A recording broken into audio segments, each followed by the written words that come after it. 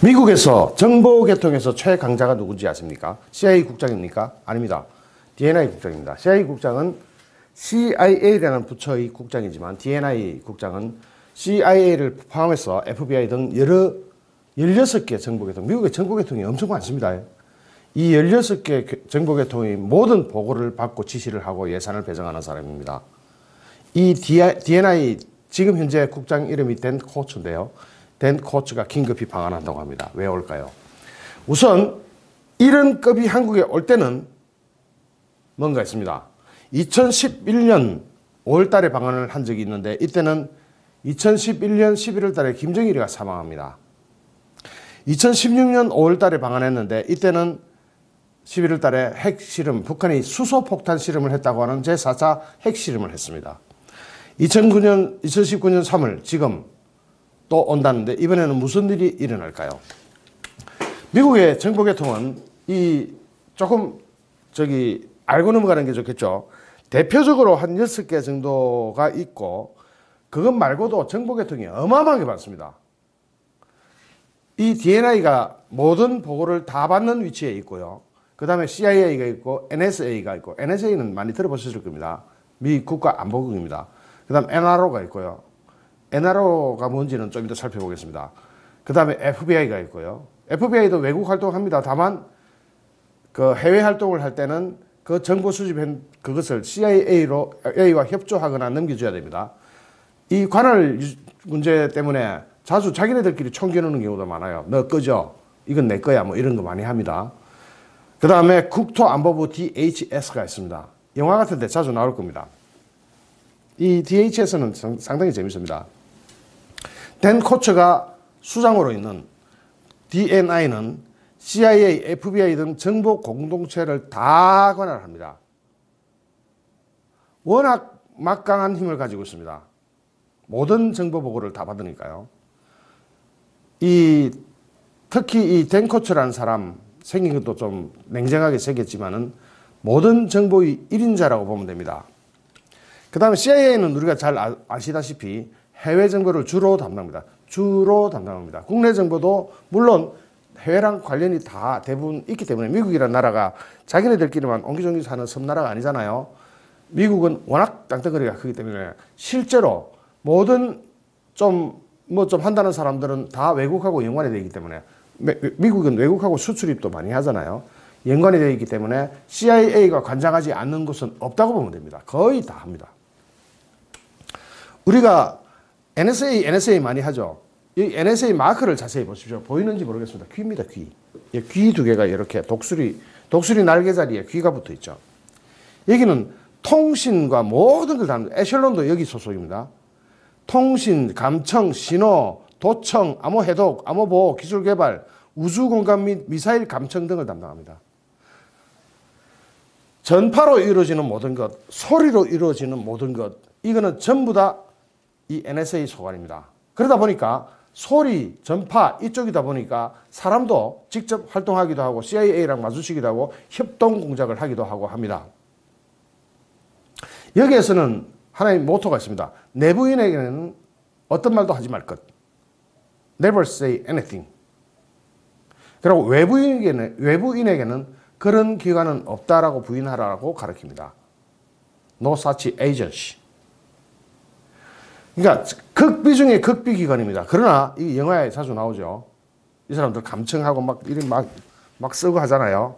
이게 CIA 자체 감청기구도 있고 또 이런 독립된 감청기구도 있고 이렇습니다.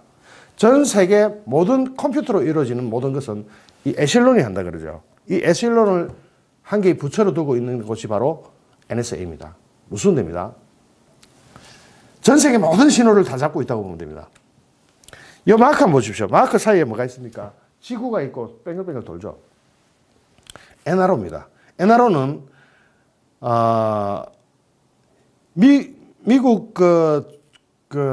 미국이 관리하고 있는 정찰 위성 정찰 계획, 그리고 우주 정찰 이런 것을 검토하기 위해서 설립된 기관입니다. 여기는 우리가 흔히 말하는 첩보위성 이런 게 있죠.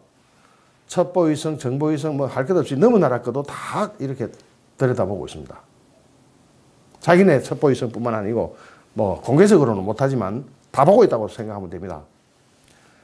이게 NRO고요. 그 다음에 FBI가 있습니다. FBI는 우리가 흔히 말하는 연방경찰 이런 개념 아닙니다. 스파이, 사보타주, 반란, 소요, 정부전복 등 범죄에 대한 수사뿐만 아니라 범죄 예방을 위한 것도 하고 있습니다. FBI는 국내 수사, 방첩, 정보 활동을 원칙으로 하고 있지만 해외 첩보 활동은 CIA와 같이 협조하에 수행을 하도록 되어 있고 정보협의체를 구성하고 있는 각 정보기관들의 국내 방첩 업무를 조정하는 역할을 합니다. FBI 외국에 있다고 FBI 나랑 상관없지 이러면 안 되죠. 왜냐하면 CIA에다 또 협조하고 16개 정보기관에 전부 독립적으로 활동하고 또 협조할 때는 협조하고 그것을 총괄하는 데는 DNI고 이렇습니다. DHS 이거는 9.11 테러 나고 나서 미국의 9.11 테러는 다 아시죠. 부시 대통령이 22개 정부기관을 통합하는 정부 조직을 단행해서 테러로부터 국토를 수호하는 것이 주요 임무입니다. 그러다 보니까 미국 내 모든 경찰, 법집행기관 다 민간 분야 첩보를 개척, 수집, 분석하고 테러 방지 목적을 위해 이들을 통합 분석하는 역할을 합니다. 국토안보부는 이민자들한테도 상당히 무서운 조직입니다. 뭐 이민자들이 언제라도 테러의 위협이 있다라고 보는 게 미국입니다. 그 외에도 일제하고 그냥 넘어갈게요. 쫙 다 있습니다. 해군은 해군대로 정보국, 연방에너지부에서 또 정보국, 육군은 육군대로 정보국, 해양경비는 해양경비대로 그 정보국, 국방성 정보국, 육군 정보대, 미 공군 정보대, 미 육군 정보대, 뭐 조세 관련 업무를 또 하는 무기, 알코올, 담배 조사국, 이 ATF는요, 프리즈하고 문 쾅 차고 들어가 막 이렇게 하는 애들 많이 봤죠? 마약하는 거, 담는 거. 마약국도 따로 있고. 미국은 경찰도 있고, FBI도 있고, 이렇게 별도로 또 다 있고, 또 CIA 있고, 그 위에 또 DNI 있고 이렇습니다. 그 DNI 수장이 한국에 오는 겁니다. 다시 한번 리마인드 합시다.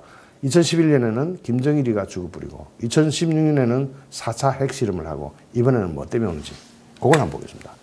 오게 되면 누구를 만나느냐 하면 주로 국정원장 내지는 다른 사람들을 두루두루 만납니다. 누구 만나면 국정원장 만나고 옛날에 기무사 만나고 뭐 이렇게 만납니다.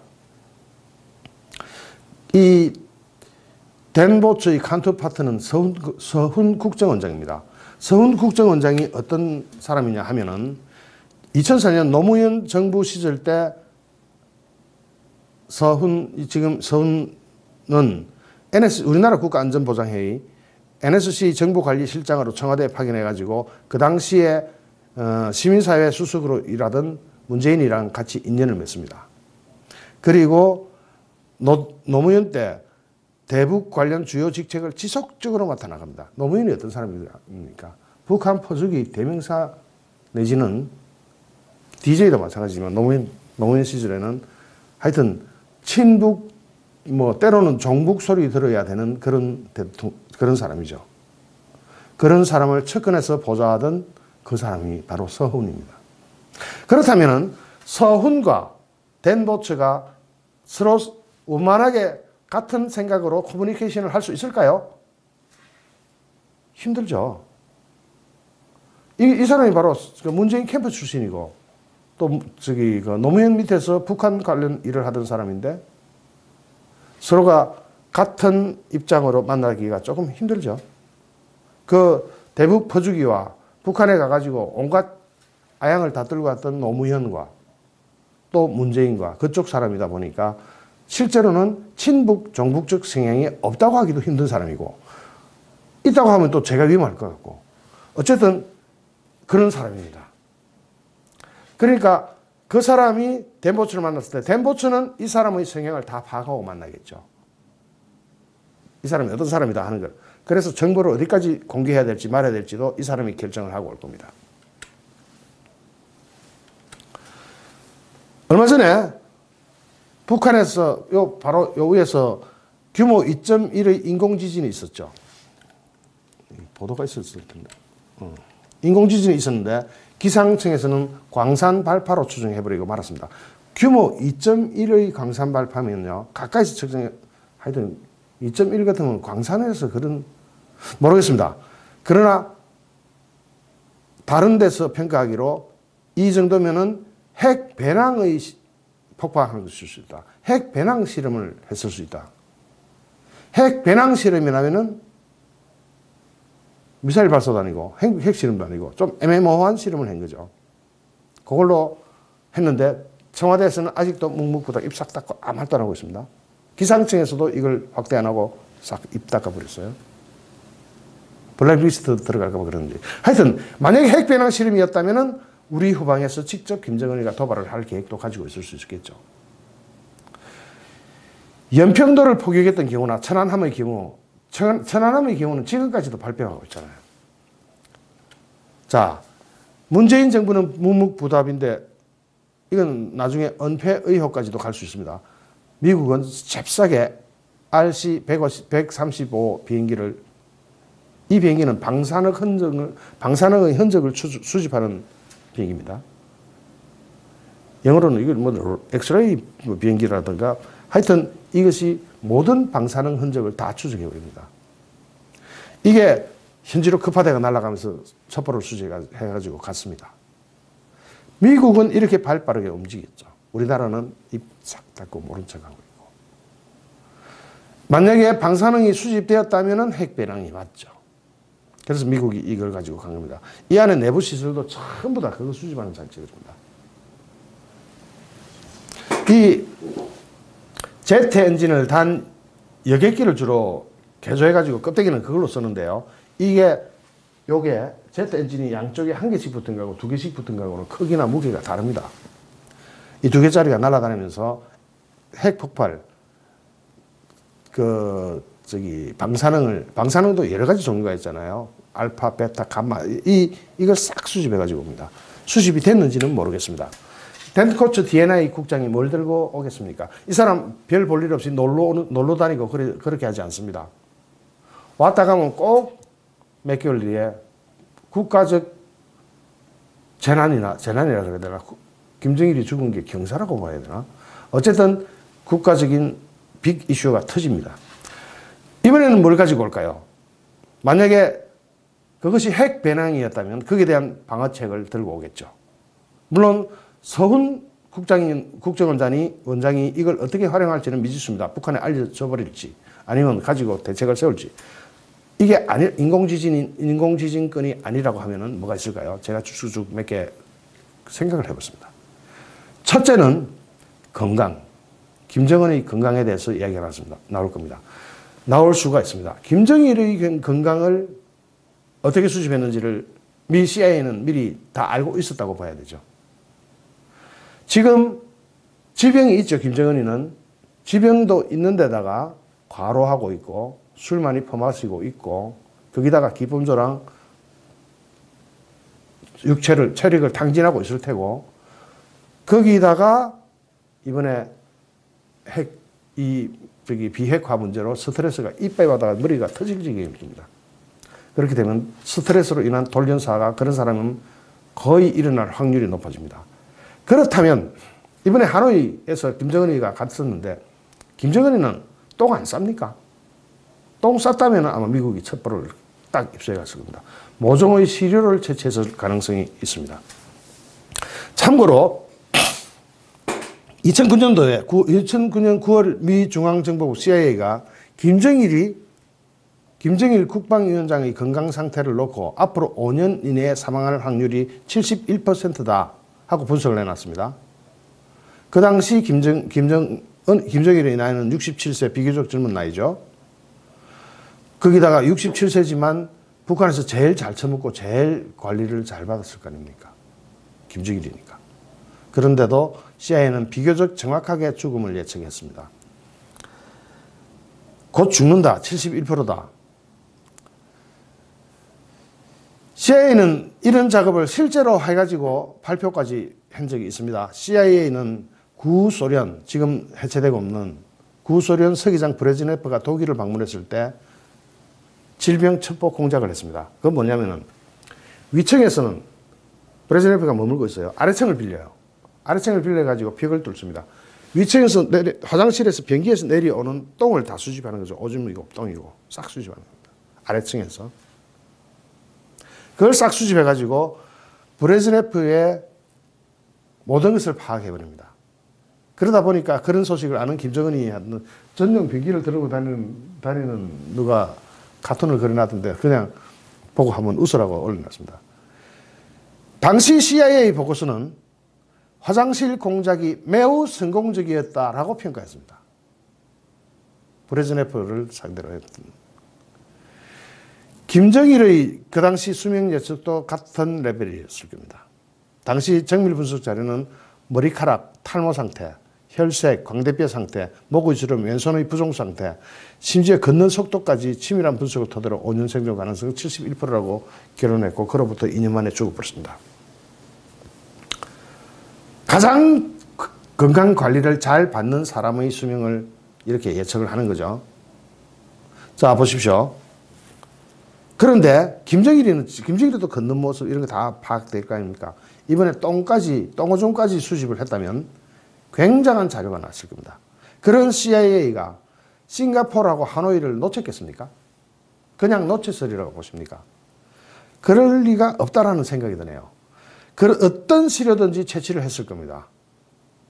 물론 걔들이 방 나갈 때 머리카락 하나까지 다 주워 나갔다고 하지만 CIA가 뒤진 거는 그보다 더 잘 뒤질 겁니다. 그렇다면 지금쯤 모든 분석 시료 자료가 나왔을 겁니다. 이걸 들고 오는 것 아닌가 하는 생각이 듭니다. 그렇다면 곧 김정일은 죽는다라는 돌연사의 가능성이 높다라고 퍼센트가 나왔을 때는 거기에 대한 대비책을 해라. 어떻게 할까라고 정보 교환 차원에서 정보 전달을 할 수가 있습니다. 당장 김정은이 죽어나 잡아지면 중국 때문에 북한 참 골치 아픕니다. 우리한테 정말 골머리 아픈 사건이 터지는 겁니다. 그래서 김정은을 대신할 자유민주 정부를 수립할 수 있는 어떤 대안을 우리 정부 측에서 가지고 있어야 합니다. 그런데 문재인은 김정은이한테 아부하느라 정신이 없습니다. 자, 또한 그 가능성으로 북한에서 미사일을 발사했을 때 군사 옵션 검토에 대한 정보를 줄 수가 있습니다. 서훈한테 또는 다른 사람한테. 이 사람이 빈손으로 오고 뭐 놀러 오고 그러는 사람은 아니거든요. 절대로 아닙니다. 정보 담당자입니다.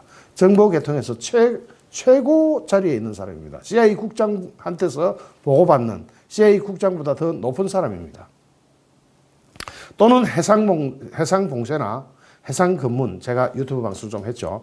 거기에 대한 해상검문 강화 그 등에 대한 사전 통보하러 올 수도 있습니다. 그것을 미국 대통령이나 또는 국무장관 이런 입을 거치지 않고 정보기관 대 정보기관으로 슬쩍 흘릴 수 있습니다. 원래 정보기관은 그렇게 일을 하거든요. 또한 중국군에 대한 정보가 넘어갈 수도 있습니다. 중국군이 지금 얼마나 철저하게 북한 진입을 준비하고 있는지를 아마 정보 전달할 수 있습니다. 그렇게 되면은 지금까지 사드 배치를 반대했던 이 정권의 실세들 입을 벌리지 못하는 할 말이 없는 상태가 될 겁니다. 또는 북한의 검은 자금에 대한 동향에 대해서 분석한 정보를 전달할 수도 있습니다. 너그가 전달된 돈 얼마 우리가 알고 있다 이런 이야기도 할 수 있는 거죠. 설마 이거는 제 추측 그냥 이야기하는 겁니다. 유튜브 방송에는 얼마든지 추측하고 할 수 있잖아요. 저 잡아가지 마세요. 북한의 검은 자금 동향 특히 현 정권이 관련되어 있다면 그 정보를 알고 있다라고 흘릴 수가 있습니다. 그러면 이 정부는 사시나무 떴듯이 될 겁니다. 그게 알려지는 순간 그대로 탄핵이죠. 또 이건 어디까지 가정입니다. 지금 예측 시나리오 중에 하나일 뿐이에요. 또 자유조선 등 북한의 레짐 체인지, 정권 교체에 관한 정보가 있을 수 있습니다. 그런 정보를 들고 올 수도 있습니다. 그런 정보를 들고 올 때 유독 김정은에게만 친숙함을 보이고 있는 문재인과 그 따까리들은 어떻게 대응할지 모르겠습니다만은 만약에 자유조선이나 이런 것의 레짐 체인지를 CIA가 밀고 있다라고 한다면 서훈 국정원장은 이 사실을 들고 어떻게 헤매야 될지를 모르게 될 겁니다. CIA는 함부로 건드릴 수 있는 조직이 아닙니다. 어마무시하다고 보면 됩니다. CIA만 있습니까? 미국에는 16개 정보기관이 서로 유기적으로 협조하고 있습니다. 온갖 정보와 자료가 다 들어가고 있고요. 모든 세계의 이 컴퓨터로 이루어지는 모든 것이 다 들어가고 있고요. 심지어는 목소리 분석한 성문 분석까지 싹 애슐런이 그거 하는 데 아닙니까? 이미 다 밝혀졌잖아요. 이런 레짐 체인지에 관한 정보가 전달될 수도 있을 것입니다. 또는 현 정부가 친북, 종북하는 것이 유리하냐 불리하냐를 설명할 수도 있습니다. 옛날에 미국과 중국이 국교가 없을 때 국교를 트기 위해서 키신저가 날아갔던가 누가 날아가가지고 보여준 자료가 뭔지 아세요? 러시아가 가지고 있는 핵 미사일이 중국을 겨냥하고 있는 그 사진을 보여준 겁니다. 그러면서 미국과 중국이 가까워지게 된 거죠. 즉 문재인이 가지고 있는 친북 종북 성향에 대해서 너가 유불리한 이렇게 그 정보를 가지고 와가지고 너가 뒷덜미가 우리 애가 알고 있는 게 파악하고 있는 게 이거 있는데 너 잘래 죽을래 살래 이럴 수도 있는 거죠. 가능성일 뿐입니다. 어떤 경우든 현 정부의 친북 성향 때문에 전략적으로 대화할 가능성이 아주 높습니다. 저는 그렇게 봅니다. 좋아요, 구독하기, 공유하기는 저에게 엄청난 힘이 됩니다. 특히 구독하기 후 알람 설정 잊지 말아 주십시오. 감사합니다.